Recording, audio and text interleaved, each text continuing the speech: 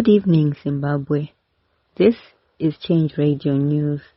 Today is Thursday, 27 November 2025. The news is read by Divine Nambira. Here are the news headlines. Mahere criticizes politically linked and Stunt charity donations.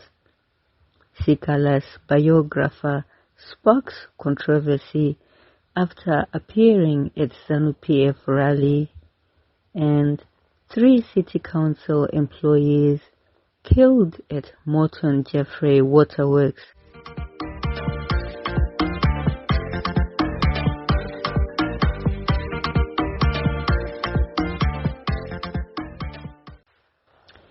And now for the news in detail. Advocate Fadzai Mahere has queried the Ministry of Primary and Secondary Education's stance on politically linked donations. Writing on her X handle, Mahere queried the recent announcement by Wicknell Chivayo of a $1 million donation, which came with the condition that the dormitories to be built using this money must be named after Emerson and Auxilia Mnangagwa. The Minister of Primary and Secondary Education, Torerai Moyo, has assured the public that all donations directed to government schools must comply with established policy frameworks, stressing that no individual or entity is above the regulations. Meanwhile, Fadzai Mahere has also criticized what she called stunt charity donations made by Emerson Mnangagwa to celebrities with disabilities. In a social media post, Mahere said government support should come through properly funded institutions, not handouts, arguing that individuals cannot replace fully functioning government departments. Her comments come as musician Greatman, who recently received a car from government, asked the Minister of Youth Empowerment, Tinoma Chakaire, to have the vehicle exempted from duty, taxes, and other regulations. The request has triggered mixed reactions on social media, with some arguing that a person with a disability should not be burdened with additional costs, while others say rules should apply to everyone equally. Munyaradzi Angelo Savanu, the pastor and author who penned the official biography of opposition leader Job Sikala, has been spotted at a ruling ZANU-PF rally, triggering widespread allegations of a calculated infiltration campaign. The presence of Savanu, Sikala's own biographer and confidante, at the rally of the very party accused of persecuting his subject has shocked many, fueling claims that he was a state agent planted to monitor and undermine the activism of Sikala. The incident has brought intense scrutiny to Savanu's past involvement with Sikala, which the former parliamentarian has previously claimed, including organizing a meeting that led to Sikala's arrest in South Africa recently.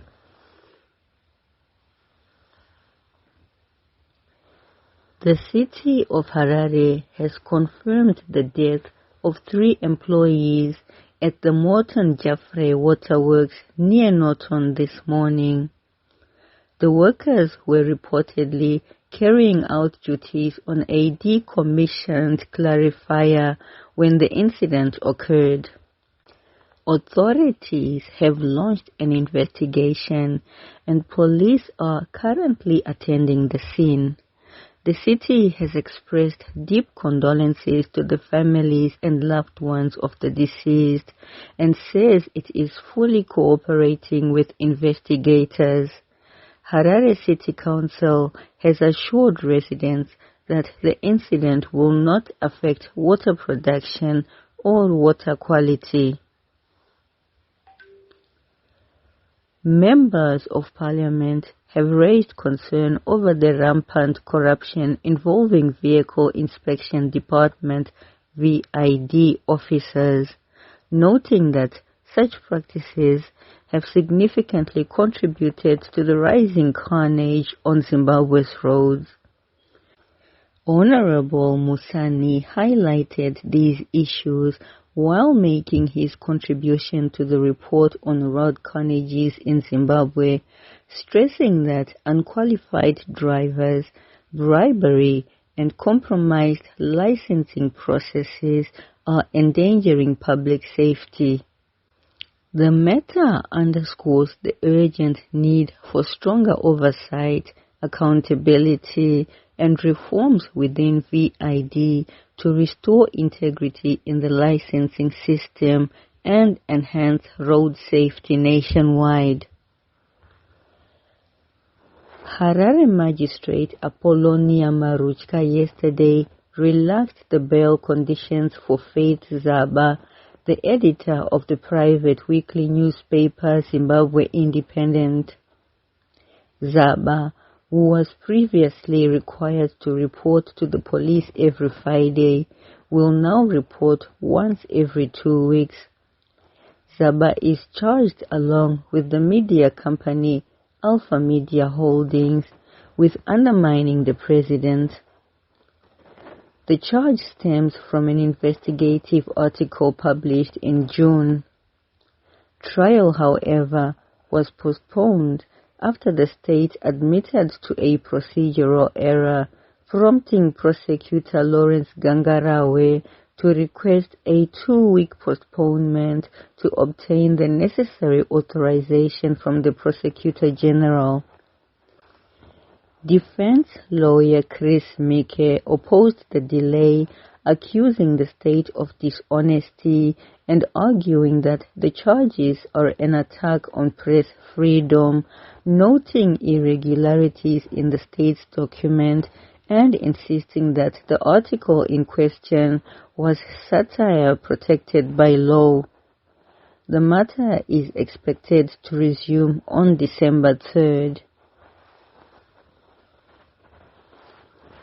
Speaker of the National Assembly Jacob Mudenda says he has written to President Emmerson Mnangagwa to report cabinet ministers who continue to miss parliamentary question and answer sessions.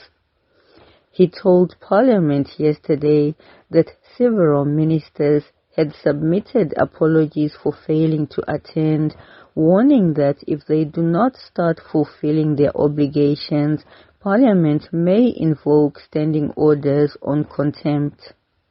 Mudenda's action is supported by the Constitution, which allows MPs and senators to question ministers and compels all vice presidents, ministers, and deputy ministers to attend Parliament. Persistent absenteeism by ministers has been a long-standing concern in the legislature.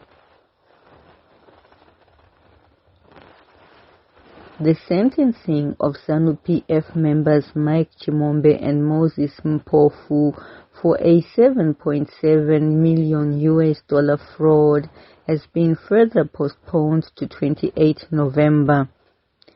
The postponement is to allow the state to upload a victim impact statement ahead of the sentencing hearing. The delay follows a series of legal disputes between the defense and the presiding judge, Justice Pisirai Kwenda. In economic news, Zimbabwe's mineral export earnings are expected to reach $7 billion this year and rise to $7.5 billion in 2026, driven mainly by higher gold prices and stronger global commodity markets. The Chamber of Mines of Zimbabwe says gold deliveries could reach 45 tons, with prices now above $4,100 per ounce. Gold and platinum group metals are expected to contribute more than 70% of total earnings next year. However, mining executives warn that progress is being held back by possible tax increases, power cuts, policy delays, and limited access to foreign currency. Mines Minister Winston Chitando says the government will engage industry players to address the challenges. Meanwhile, the Zimbabwe Diamond and Allied Workers Union has launched a new gender policy aimed at eliminating gender-based violence and harassment in mines and surrounding communities. The move comes as part of the global 16 Days of Activism campaign. The union says the policy responds to rising abuse, especially online harassment of women and girls, and is based on International Labour Organization Convention 190 and national labour laws. It commits employers and digital platforms to stronger accountability and introduces workplace measures to prevent and respond to gender-based violence. And in news from local communities, following up on our story where Glenview residents led by Joylene Nyachuru and Augustine Chonyera of Combined Harare Residents Association CHRA demonstrated at the Glenview District Office on Monday, handing a petition to the City of Harare Mayor via the district officer. The residents are demanding the removal of an alleged illegal car park and enforcement on vicious dogs at a municipal officer's house in Glenview, required medical treatment costing Following up on our story where Glenview residents led by Joylene Nyachuru and Augustine Chonyera of Combined Harare Residents Association CHRA demonstrated at the Glenview District Office on Monday, handing a petition to the City of Harare Mayor via the district officer. The residents are demanding the removal of an alleged illegal car park and enforcement on vicious dogs at a municipal officer's house in Glenview 3. 7 victims, including a Douglas Mushore, were bitten by the dogs, and they require medical treatment costing at least $90 each. The municipal officer, Clyde Pamene, allegedly threatened to deal with the demonstrators, claiming political victimization, but also promised to remove the car park. Pamene, a municipal police officer, failed to respond to questions about City of Harare's bylaws governing car parks and dog ownership, as well as their enforcement.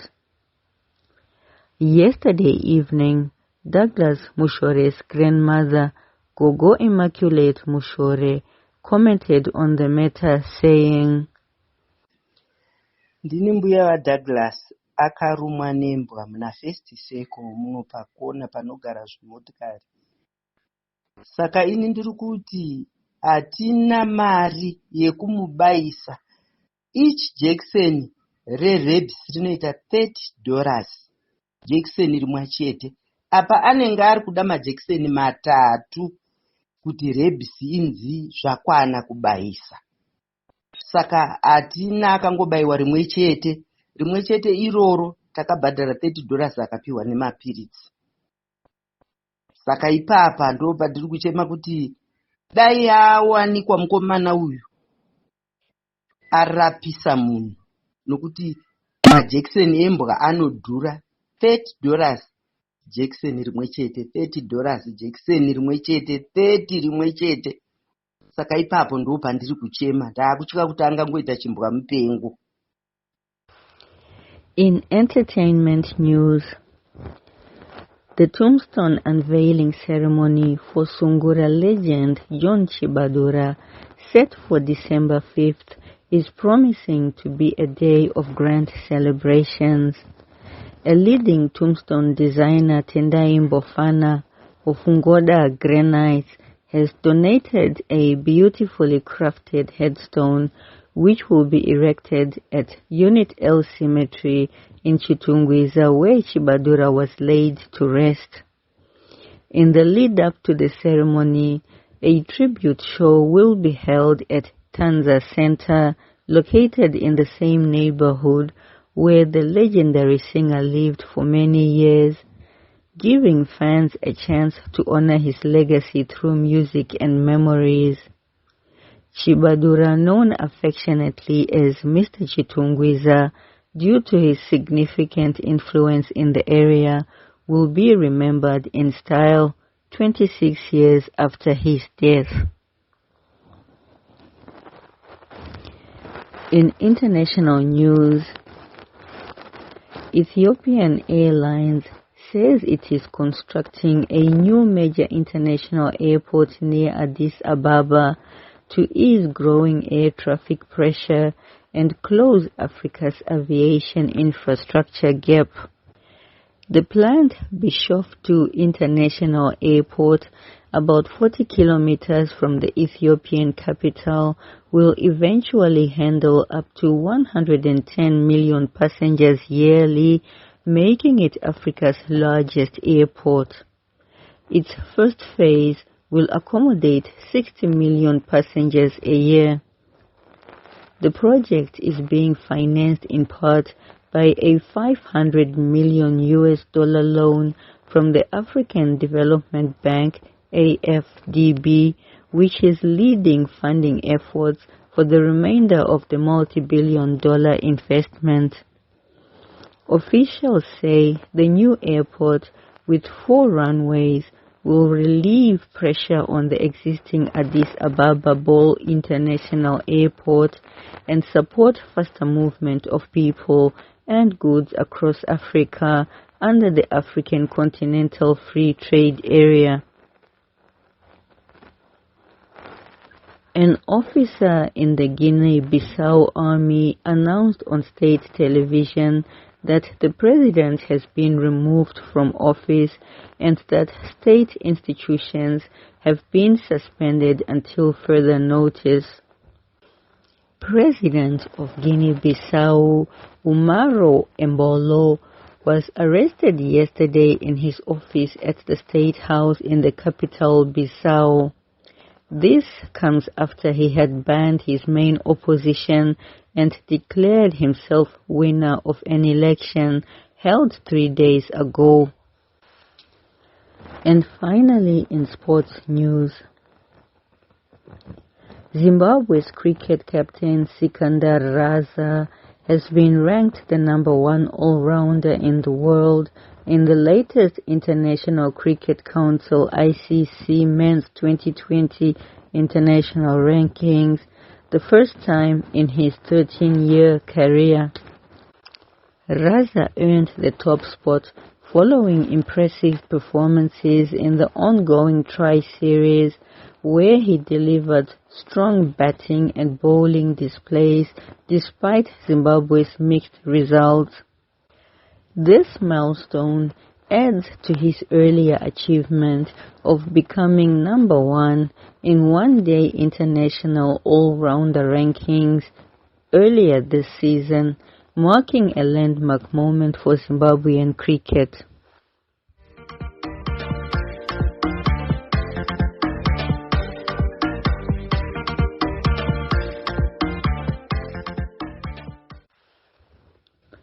To end this news bulletin, here are the headlines once again.